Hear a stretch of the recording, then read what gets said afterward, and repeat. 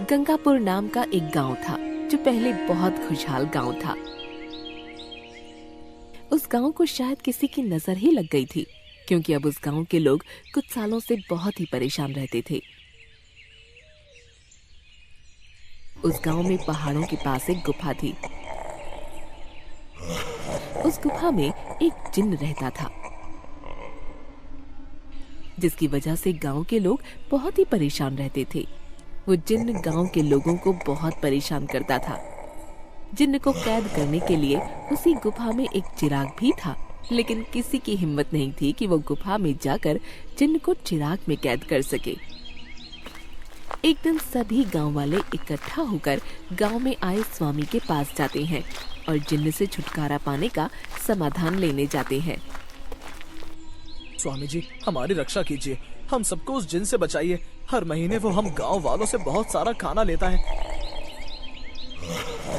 जिसकी वजह से हमारी समस्याएं धीरे धीरे बढ़ रही हैं। हम सब गांव वाले बहुत परेशान हो चुके हैं। अगर हम उसे खाने को नहीं देते हैं तो वो किसी भी इंसान को मार देता है। इसी डर से हम सभी गांव वाले हर महीने उसके लिए बहुत सारा भोजन तैयार करके उसकी गुफा के बाहर रख देते हैं और वो भोजन को अंदर खींच लेता है। हम सभी गांव वाले ये भी जानते हैं कि अगर वो जिन बाहर आ जाएगा तो वो हम में से किसी को भी नहीं छोड़ेगा। हम सभी गांव वाले के अंदर उस जिन का बहुत ज्यादा डर बैठ चुका है। हम में से कोई भी उस जिन का कुछ नहीं कर सकता, क्योंकि उसके पास जादुई शक्तियां भी हैं, जिससे वो हम पर कभी भी हमला कर सकता है। मैं जानता हूँ कि आप लोग बहुत सालों से उस जिन से बहुत परेशान हैं।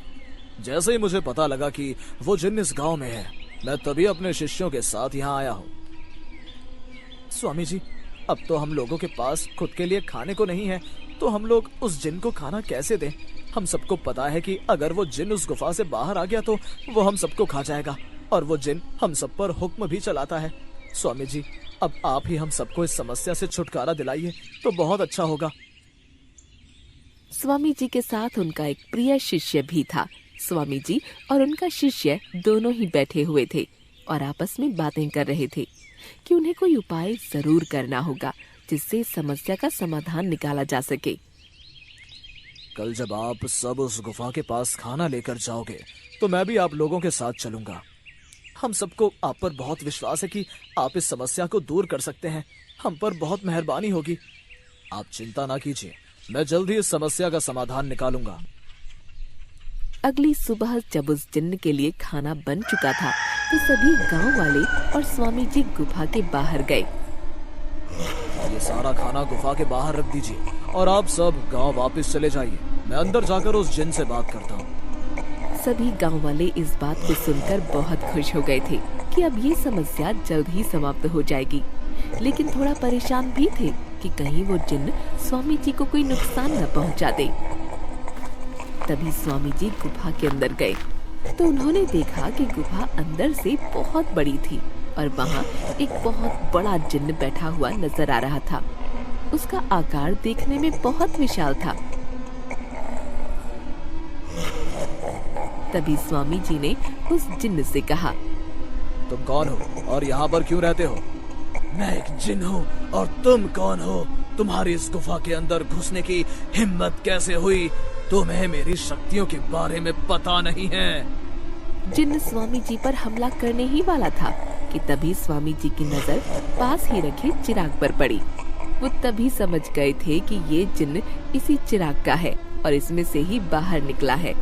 स्वामी जी को पता था कि ये जिन्न बहुत घमंडी है और ये कोई भी काम सोच समझकर नहीं करता। तभी उन्होंने जिन्न के साथ एक चाल चली। तुम इतने बड़े नजर आते हो, तुम हमारी तरह तो दिखाई नहीं देते हो। तुम्हारा साइज बहुत बड़ा है, इसलिए तुम्हें बहुत ज्यादा भूख लगती है और इसलिए गांव वालों को भी अधिक खाना बनाना पड़ता है। जब मैं अंदर आया तो मैंने देखा था कि इस गुफा का द्वार बहुत ही छोटा है, लेकिन तुम तो बहुत बड़े हो, तो तुम इस द्वार को कैसे पार करते हो? मुझे ये बात समझ में नहीं आ रही। ये द्वार तो बहुत बड़ा है, मैं तो इससे भी छोटे द्वार से आराम से निकल सकता हूँ और मैं अपना साइज किसी भी तरह बदल सकता हूँ। मुझे तुम्हारी बात पर बिल्कुल भी यकीन नहीं हो रहा है कि तुम अपना साइज बदल सकते हो। मैं तो बहुत सालों से इस चिराग के अंदर रह रहा था। मुझे किसी ने बाहर निकाल दिया था। जैसे ही मैं इस चिराग से बाहर निकला तो वो मुझे देखकर डर कर भाग गया और मैं चिराग को लेकर इस गुफा में आ गया और फिर जब से मैं इसी गुफा में रहने लगा। लेकिन मुझे यकीन नहीं हो रहा कि तुम इतने छोटे से चिराग में कैसे रह सकते हो। स्वामी जी को यकीन दिलाने के लिए जिन्न छोटे आकार का हो गया और चिराग के अंदर चला गया। अंदर जाकर जिन्न ने स्वामी जी से कहा, अब तुमको यकीन हुआ कि मैं झूठ नहीं बोल रहा था।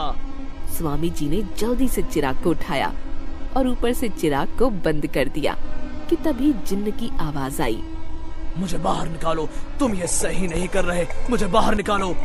लेकिन स्वामी जी ने चिराग को बंद कर दिया और इस तरह से जिन्न चिराग में बंद हो गया और चिराग बंद होते ही जिन्न की आवाजें भी आनी बंद हो गई। और फिर स्वामी जी चिराग को लेकर गुफा से बाहर आ गए। जब स्वामी जी चिराग को लेकर गांव में पहुंचे तो गांव वालों से कहने लगे, ये चिराग जिन का है और मैंने जिन को इसके अंदर बंद कर दिया है। अब आप सभी की समस्या हमेशा के लिए खत्म हो गई है। अब हमें इस चिराग को तालाब में डाल देना चाहिए, जिससे कि ये कभी भी किसी के हाथ में ना आए और ये समस्या दोबारा पैदा ना हो जाए। फिर सभी गांव वाले और स्वामी जी उस चिराग को लेकर गांव से दूर एक बड़े से तालाब में उसे फेंक आए और सभी गांव वाले स्वामी जी का शुक्रिया अदा करने लगे। उसके बाद वो जिन्न कभी भी बाहर नहीं आया और सभी लोग खुशी खुशी रहने लगे।